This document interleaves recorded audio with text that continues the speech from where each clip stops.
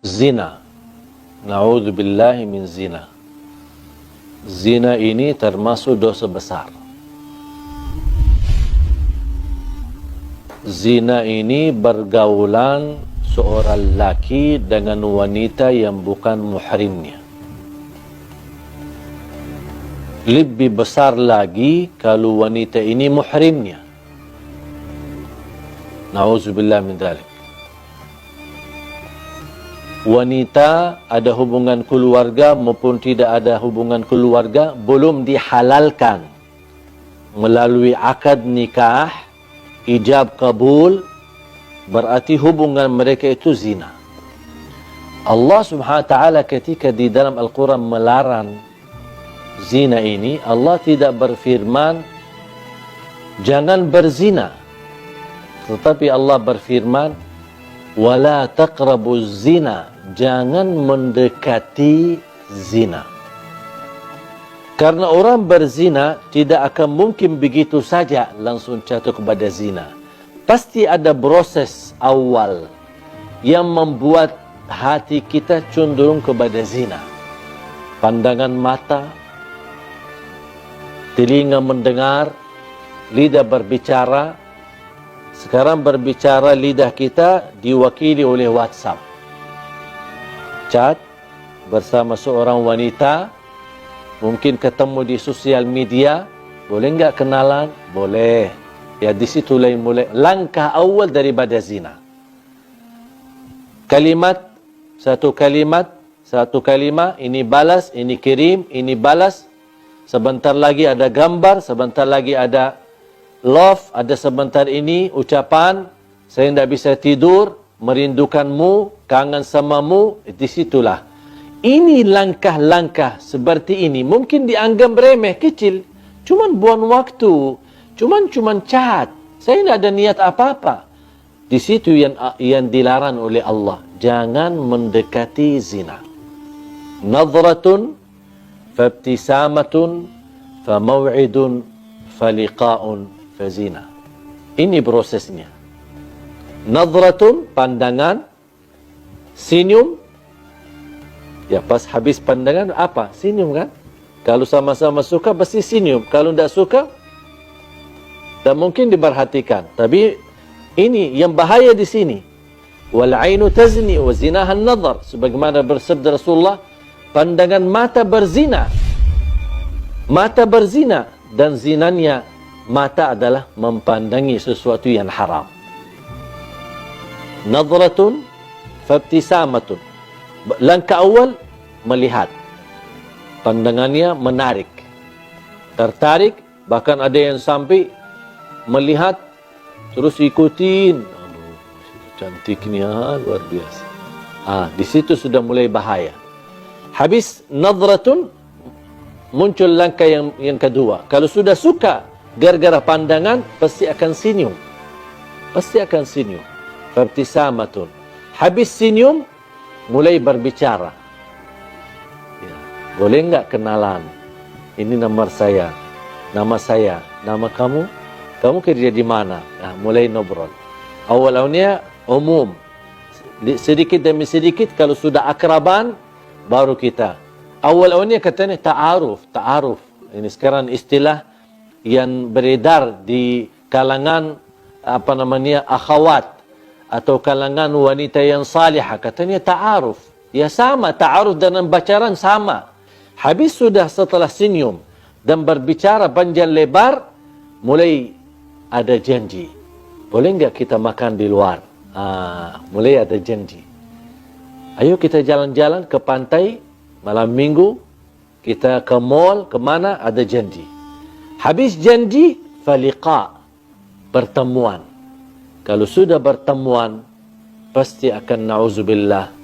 Kalau bukan dilindungi oleh Allah, sudah lemah hawa nafsu, lemah iman, syahwatnya sudah tinggi, dengan proses langkah-langkah yang begitu banyak, ujung-ujungnya habis bertemuan, pasti diajak untuk bersama-sama malam hari atau tiduran bareng. Disitulah awal-awalnya dipermudahkan, dianggap remeh, dianggap enteng, biasa aja. tapi ujung-ujungnya jatuh kepada zina. Ketika sudah terlanjur berzina, baru mereka dua-duanya sadar. Dan mereka tidak mau tanggung jawab dan saling meninggalkan. Apalagi kalau terjadi kehamilan. Langsung mereka melarikan diri dan tidak ada yang mau tanggung jawab. Hei wanita, jagalah kehormatanmu. Karena kemuliaanmu di sisi Allah tergantung menjaga kehormatan. Wahai laki-laki, bertakwalah kepada Allah Subhanahu wa taala. Jangan mempengaruhi wanita untuk jatuh cinta, tapi Anda tidak serius terhadap cintaan itu untuk dijaganya dan untuk dipelihara dan untuk dijadikan mendapatkan ridha Allah Subhanahu wa taala. Mudah-mudahan kita semua dilindungi oleh Allah dari perbuatan zina, dari langkah-langkah awalnya sampai ke ujungnya jatuh kepada zina. Semoga kita dijegah diri kita dari perbuatan dosa besar zina. Semua orang dapat diampuni oleh Allah dosanya. Apapun dosa kita. Dosa zina, dosa riba, dosa sihir, sering bolak-balik ke tukang dukun, semua apapun perilaku kita dengan syarat taubat. Kalau taubat pasti diampuni Allah Subhanahu wa taala. Tapi ada satu orang yang tidak akan diampuni oleh Allah Subhanahu wa taala. Bahkan tidak akan diselamatkan dari perilaku itu. Sangat bahaya. Siapa?